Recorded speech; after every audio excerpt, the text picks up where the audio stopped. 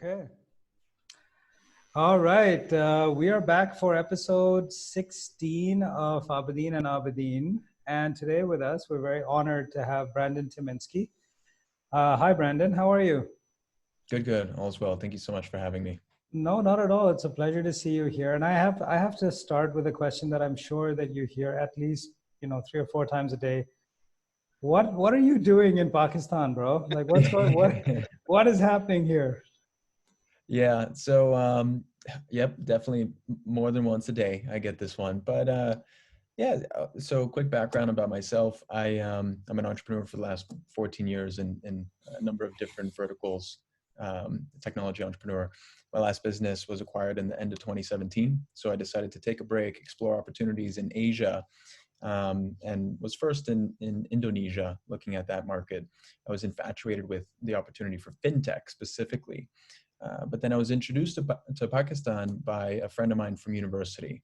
And I saw myself as being quite adventurous. So I went out and visited. I came to Islamabad, went to Lahore, Karachi, and obviously every week that I came, I was just more and more impressed. So connected with some of the family offices and conglomerate families here who became our early investors for SadaPay, started working towards this license, built a really incredible team, and now we're here. We're here today, hopefully launching very soon. Fantastic. So that was really a very condensed version of a very interesting story, which would potentially be like several 30-minute episodes. But just briefly, if you can talk about this, the company that got acquired, the Gas Ninjas. That's such a cool name for such a non-cool utility space venture. But please just talk about that for a minute. Yeah, so that was around the time when everything was getting Uberized, and we were not very creative, trying to do another Uber for X. So that was back in Miami, Florida. We were essentially thinking that there's so many condominium buildings, apartment buildings, with a lot of cars parked in the garages, and we thought that maybe we could drive a fuel truck up the garage and in the middle of the night fill everybody's gas tank while they're sleeping. So we came up with this idea to make it like an amenity to these buildings, where if you live there, you have a pool, you have a gym, but then you also have your gas delivered to you. So we came up with some marketing materials and sent it to a bunch of apartment buildings in Miami. And then the fire department called and said, you can't do this. We got a cease and desist letter. And said, you guys are crazy. You're trying to drive gasoline into a parking garage? Who do you think you are?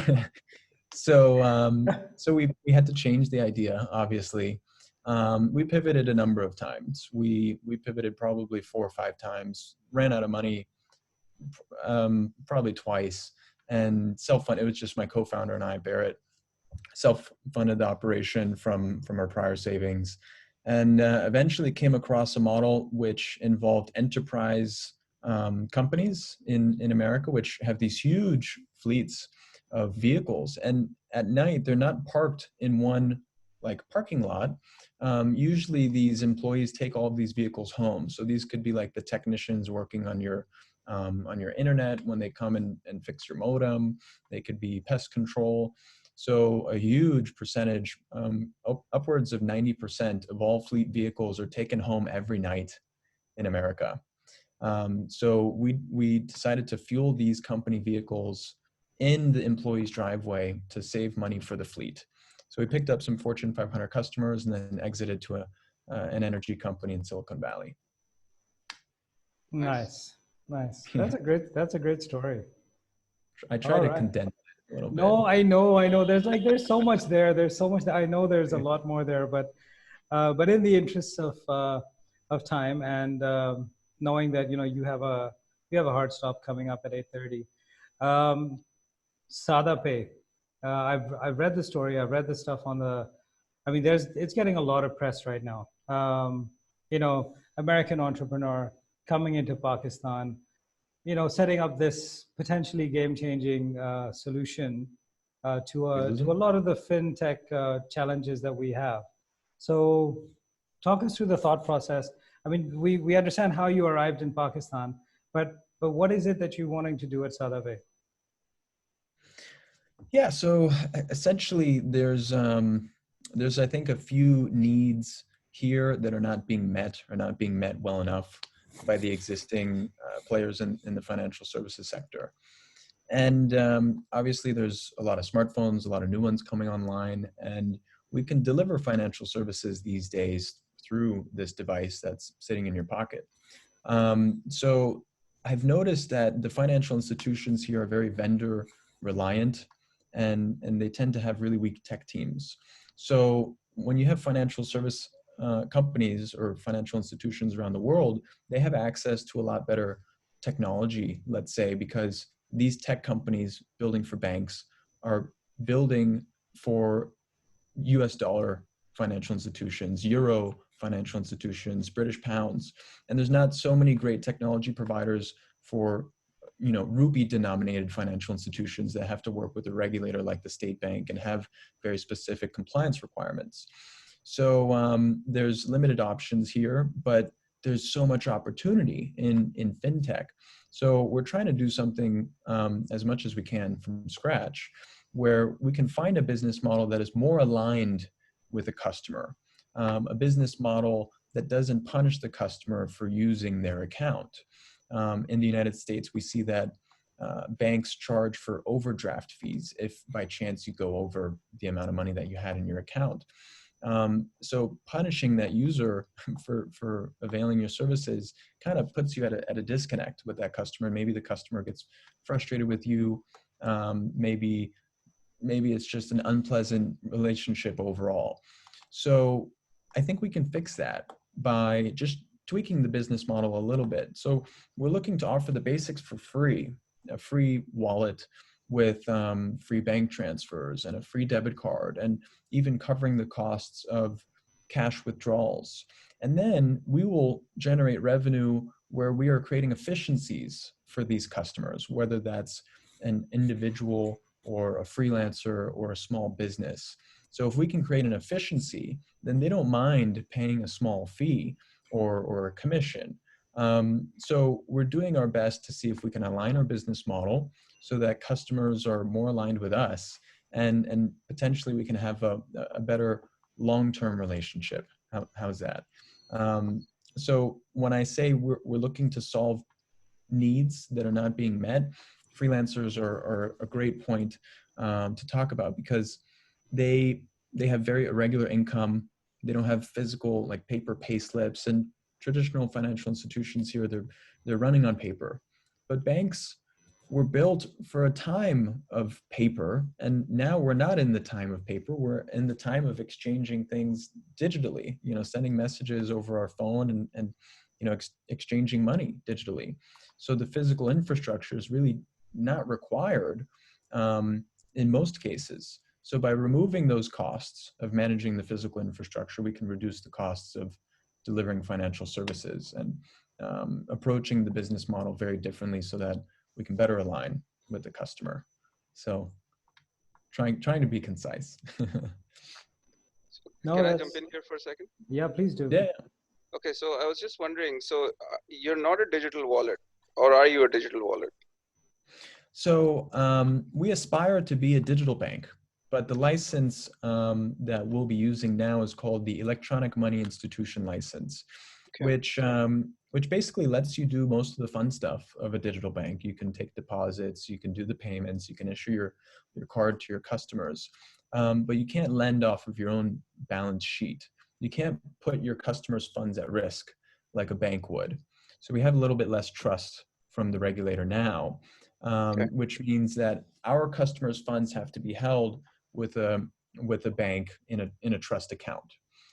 So that bank partner for us is Bank of Punjab, A-rated bank, and I think we're very aligned on the kinds of things that we can do together. So yeah, it's a wallet, but our aspirations, of course, would be to expand the offering to become a full stack digital bank in the future. Okay, now I get it. So it's so where a digital wallet would probably have a number of banks that could connect into it, you're tied up with one bank. So I'm just trying to understand where you fit into the whole ecosystem. So you're not the switch, right? You're no, a bank. So we would be well, we're an e-money institution. Okay, yeah, I get Gas it. State Bank. Mm-hmm. And we connect to the local payment switch, which is called OneLink, and that Right, connects us to the rest of the banks, right. which means if you have an account from SadaPay, you can transfer money to any bank or receive money from any bank or EasyPesa or Jazz Cash. You also get a MasterCard debit card. You can shop online. You can pay your bills. You can top up your phone. You can cash in if you want to at an agent location. You can have someone come and pick up money from you potentially. This could be a partnership with Baikia, which is something we're discussing. So hopefully, when things settle down, of course, with the pandemic, then these services will be useful. Okay, okay. I understand how you fit into the ecosystem now. So who's your number one competitor? Well, I would say cash. Really, it's probably All cash. right. Otherwise, some people, because we're in the freelancer space, some people might think that Payoneer would be a competitor, when in fact I think we could be aligned as well. So Payoneer is an international financial institution, Yeah. and they're working with freelancers here in Pakistan, and their costs to service a freelancer here are just really high. So a Payoneer account can potentially come with a debit card, but it costs $30 a year, 5,000 rupees a Okay. year just for a debit card, and every ATM withdrawal could cost about $5. So potentially working with Payoneer is something that we're looking at now, where you'd have Payoneer, a freelancer with a Payoneer account who could withdraw funds locally to Pakistan to their SadaPay account instantly. At a much lower cost to the institution and to the freelancer as well. Exactly. And then I we see. would give you the local issued MasterCard debit card, which you can use internationally, but there's the free ATM withdrawals and the better exchange rate when you buy something in foreign currency. Right. This is I get it. super because I'm actually on the record several times over the last 3 years since I moved back to Pakistan as saying that virtually every financial institution that exists today deserves to die, as in Man. it deserves to end. They have no purpose in life anymore. The business model is outdated. The customer service is garbage, and the fees, oh my God.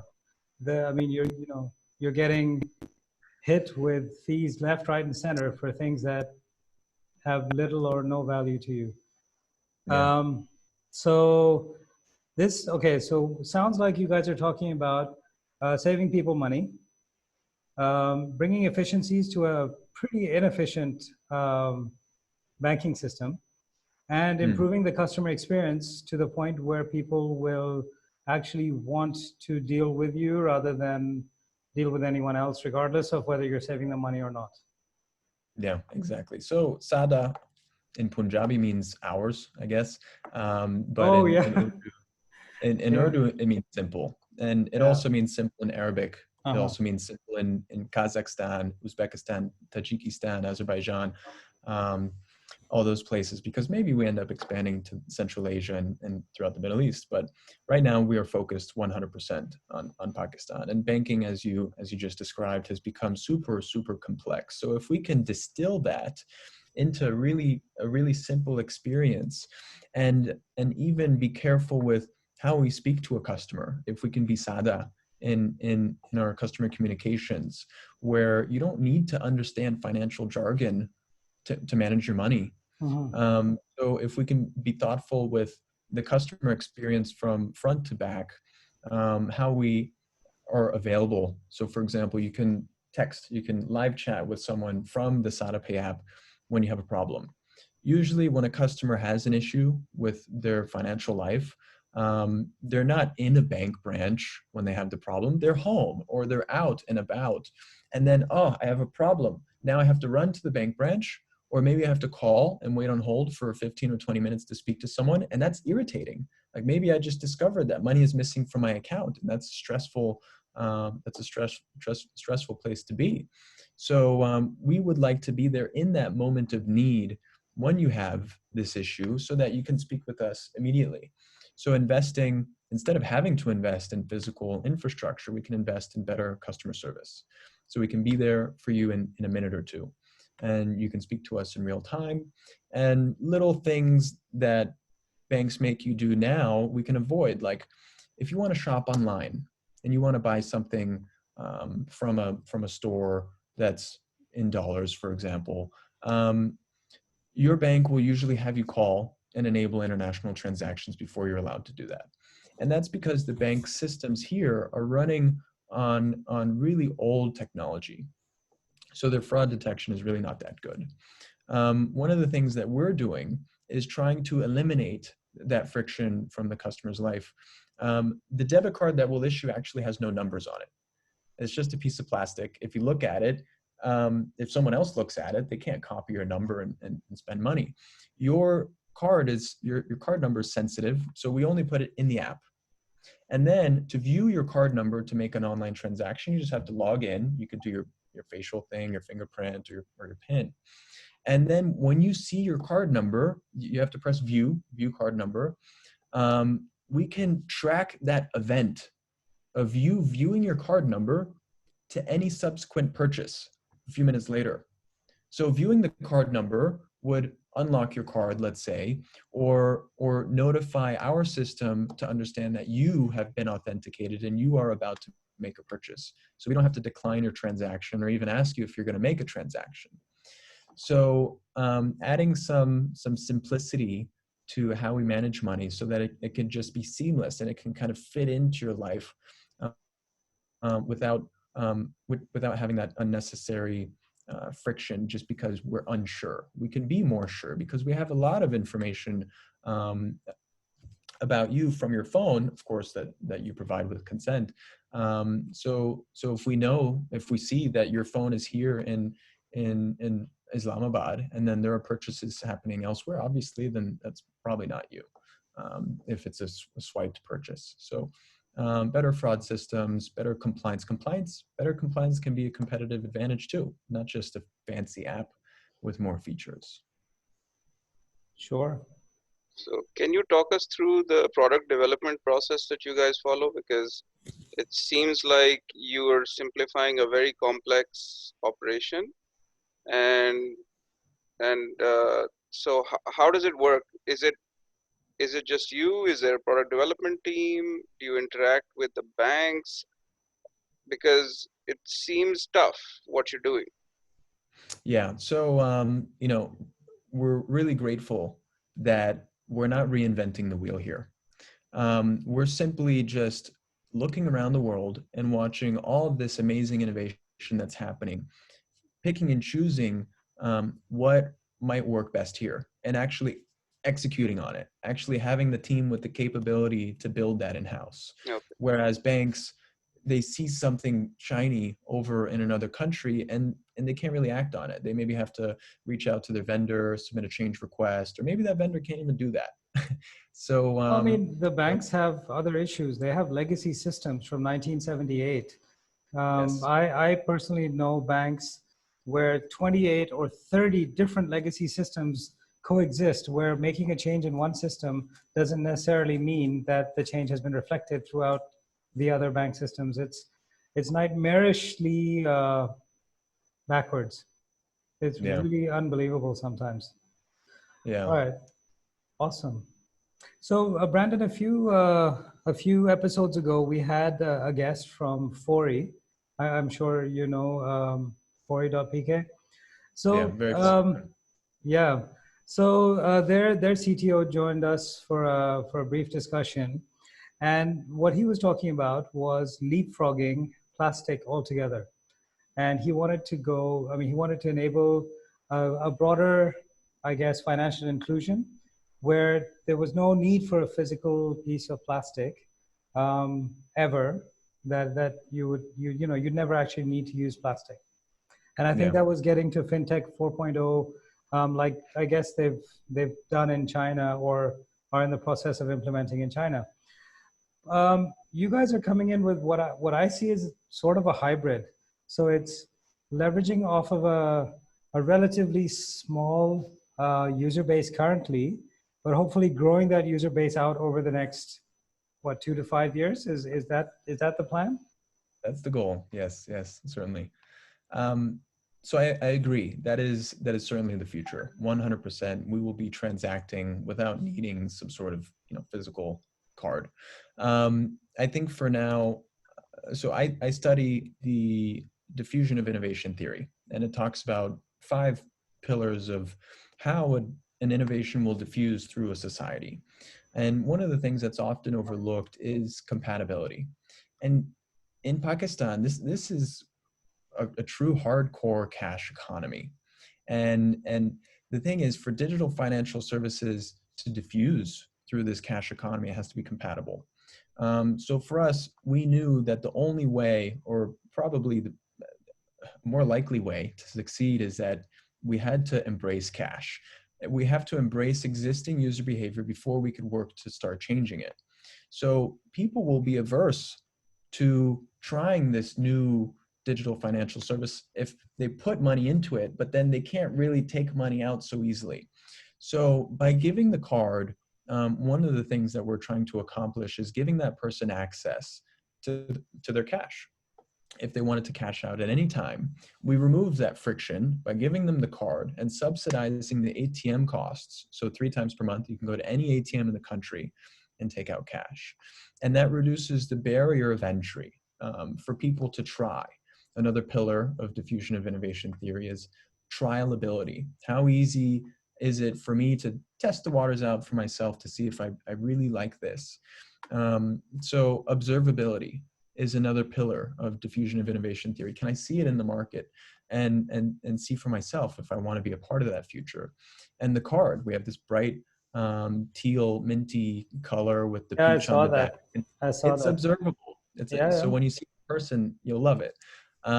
So the thing is, if we can, or personally I subscribe to that, but if we can follow learnings from history, we can probably have a better chance of succeeding.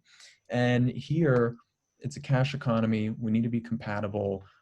In order to leapfrog, there has to be certain things in place, like a huge point of friction or some sort of lever that can help us get there. And right now the acquiring is not here yet. There's only 50,000 POS terminals in the country to even accept a card, or maybe it's less than that, unique. How many of those accept contactless payments? How many of those accept QR payments? So if the infrastructure is not there to allow the leapfrog, then the leapfrogging wouldn't happen. So we're trying to enable all the use cases that we'd possibly need to cover. So QR code, contactless payments, cards, working with any aggregators or switches. So potentially integrating with Fori to enable the person-to-person payments over something that might look like UPI. So we want to enable the most use cases. I think interoperability will get the most people into the formal financial system. So if you want to go fast, you go alone. If you want to go far, we have to go together. Yeah, well said. So have you guys actually launched your services yet? No. So we have a bunch of people who are very eager and who are on the wait list. So I can imagine. Yes. So I guess it can be announced, but we're approaching or passing 80,000 people who are on the wait list, and thankfully we've been able to facilitate over 4,000 customer conversations, and that has informed our product design and product roadmap. We find a lot of trends in these conversations, and a lot of it centers around just the ability to shop online, or for freelancers to accept payments, or for foreigners to be able to send money back to Pakistan, and for foreigners with money to be able to invest in Pakistan. So does that mean being able to let overseas Pakistanis put money into mutual funds or into PSX, into the ETFs?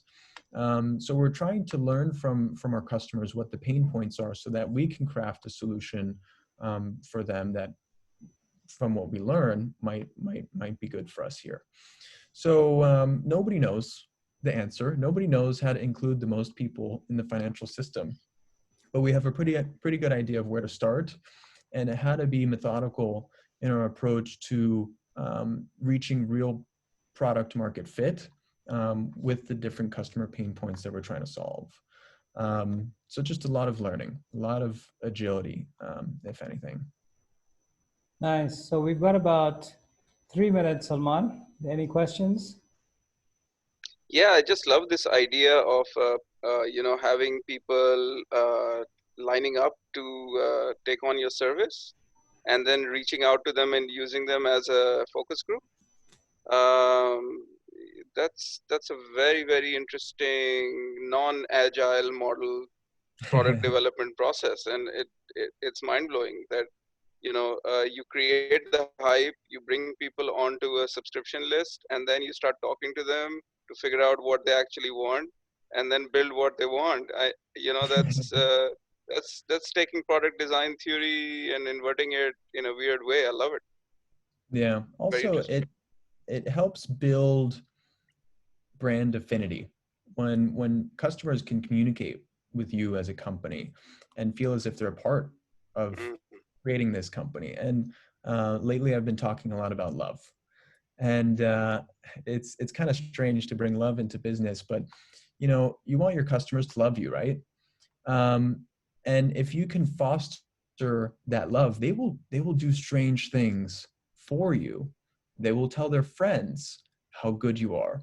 They will wait in line to buy the new phone that you're about to produce. And that kind of love is maybe something that we can strive to foster with our brand and what we do. So if we can go above and beyond for our customer, we think that they'll reciprocate. It's human nature usually to reciprocate, and they'll go above and beyond for us. So they will look past any problems that we might have in our product development. If we have a little bug, they can be understanding of it.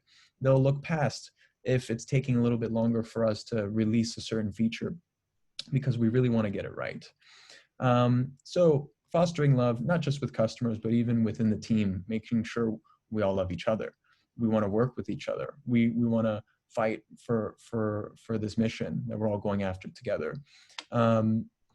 So yeah, going above and beyond, giving value. It's kind of like a karma thing, if anything. If you do good for someone, they'll probably come around and do good for you. If you do bad for someone and you charge them a lot of fees, that they're not going to like you. So yeah, very different approach to what I we've understand seen. the logo suddenly. It's yin and yang, isn't it? It's the karmic cycle. Maybe a little bit, yeah. Very interesting. And the way that it flips is kind of a statement of that as well. Absolutely. Yeah. Listen, Brandon, this has been very, very fun and educational. Thank you for your time. I wish you all the best, and I would love to somehow get onto this list of people waiting, because I agree 100%. You're probably the first entrepreneur in Pakistan that I've come across that talks about brand affinity, or has or actually understands the idea of the value of brand love and really focusing on that as an answer to a lot of problems. And you're absolutely right. People will forgive murder if they love you. If you remember, the earlier Apple products had failure rates of up to 10% on the earlier iPods. No one cared, because you took your dead iPod into Apple and they gave you a new one for free. Yeah. And probably a higher spec one. But anyway, all the best, and thank you for taking the time again. We'll be posting this on YouTube and LinkedIn hopefully tonight, and would love to see you share it out as well, so that I think more people need to hear about this concept. And yeah, thank you again. Thank you so much. It was certainly a pleasure. Best of luck. And don't work from your office, work from home. No, I'm just kidding. I love your background. The background is awesome. All right, Brandon, take care. All right, thank you. All right, bye. Bye.